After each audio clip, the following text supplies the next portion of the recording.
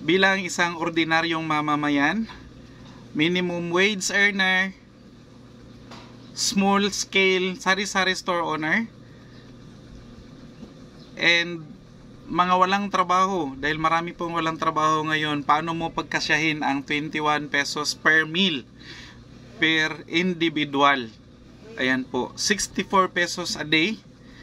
Alam ko yan guys, so makaka-relate ako bilang isang sari-sari store owner. Makaka-relate ako dahil alam ko ang presyuhan sa bilihan at saka sa mga retailers. Ayan po, so mapapa-comment and magbibigay si Kuya AJ ng pananaw about sa 21 pesos per meal na sabi ng NEDA. Ang NEDA is National Economic Development Authority. Siya po yung promotor ng 21 pesos per meal per individual. Sa inyong palagay guys, paano mo pagkasyahin ang 21 pesos? Sa itlog pa lang na super mahal, tag 10 pesos na pala by the way ang retail namin sa aming itlog. Ayan po. And dagdagan pa ng mantika na mahal din. 90 plus po, ang iba nag 100 na, 110 ang presyo ng mantika, coco oil. So bibili ka ng 5 pesos, kakarampot na lang talaga na hindi na halos mabasa yung kalaha or yung karahay, yung pan na paglutuan mo ng itlog. Dagdagan pa ng ibang mga bilihin. Ang presyo ng sardinas magkano? Retail namin dito is 27 pesos ang hot, and yung regular variant is 26 pesos. 24 pesos ang pinakamurang sardinas na binibenta namin. So paano mo pagkasyahin yung 21 pesos? Ang presyo ng bigas lalong lalo pamahal ng pamahal. Ang benta namin dito is 60 pesos per kilo ng kuha ko na yellow na rice. So paano mo pagkasyahin guys? Kung iisipin mo, parang niluloko na lang tayo ng gobyerno. Ayan, so pero kailangan nating mamuhay, kailangan nating ituloy ang ating pagsusumikap. Magsikap tayo, huwag tayong aasa sa ayuda, dahil yun po yung basihan ng NEDA na 21 pesos per meal, para po doon nila kukunin siguro yung pamimigay nilang ayuda para doon sa mga indigent at saka doon sa mga tumatanggap ng ayuda. So kung may anak kang tatlo, 21, 21, 21, so magkano? 63 ang gagastusin mo sa tatlo mong anak per meal.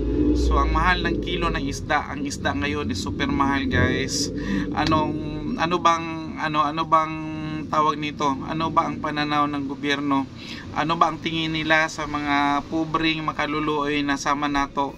So pobreng uyamot na sama nato, unsaon nato pag kabuhi na sa mga karinderyahan guys, 15 pesos po ang isang cup ng rice.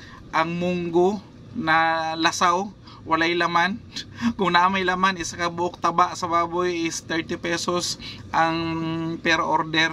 So unsaon man nato si 21 pesos para po mabuhay ta or makakaunta sa 21 pesos na sa bahay natin sa ngayon. Kung ikay magluluto, mahal ang mga gulay.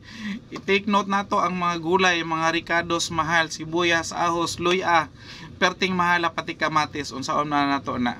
So daghan kayo ang mga i-consider nato para po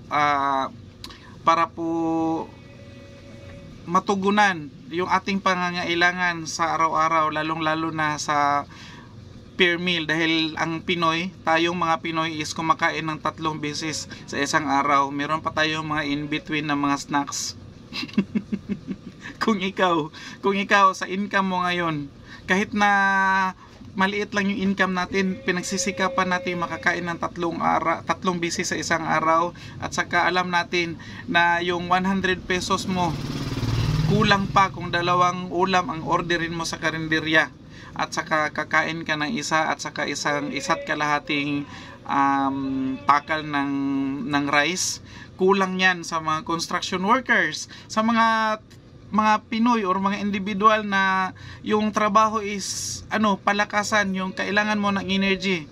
Kakain ka ba doon sa karinderya na 15 pesos ang isang takal na kunti lang talaga, na siguro kung bata ang kakain kulang pa. So dapat mag-isip-isip din, yung mga may promotor or panukala niya 21 pesos or may akda ng 21 pesos na per meal. Ako ramdam ko talaga yan guys, dahil isa rin akong wage earner dati, minimum wage earner. So nang nag-regular ako is na increasean konti, pero hindi rin gaanong kalakihan. Alam ko yan dahil ang hirap po talagang magtrabaho na wala kang pera. Every time na mag lunch break ka, ano ang kakainin mo? Kung magbaon ka din, wala ding babaonin dahil kulang lang din sa pamilya mo yung kakainin sa bahay, dalahin mo pa sa sa trabahoan. So napakahirap talaga. So lalo tayong maghihirap nito. So dapat talaga is mag-isip tayo ng mga pangkabuhayan or dagdag pang pagkakitaan natin para hindi tayo hindi tayo kawawain lalo. Kawawa na nga tayo dahil mahirap tayo, kawawain pa tayong lalo sa 21 pesos na per meal na sabi ng NEDA. So yun lang ang pananaw ni Kuya AJ. So kita nga mga pobre, kita nga mga naningkamot, kita mga yanong, mga lungsuranon, yanong mamamayan, maningkamot ta guys, dili nato isalig sa gobyerno ang ato ang kaugmaon sa atong mga anak. Maningkamot ta para mabuhi ta nga sobra po sa 21 atong makaon per meal. Dili man ingon na buras ka ta or palagastos or gastador, kailangan po ang atong pagkaon. Syempre kay kana man ato ang pinakaimportante gyud, dapat po kanang makatarungan, masustansya ang atong pagkaon o naay nutrients para sa atong mga anak, lalong lalo dahil yun po yung natin guys, yung mga kabataan natin dapat mabigyan natin ng sapat na pagkain at saka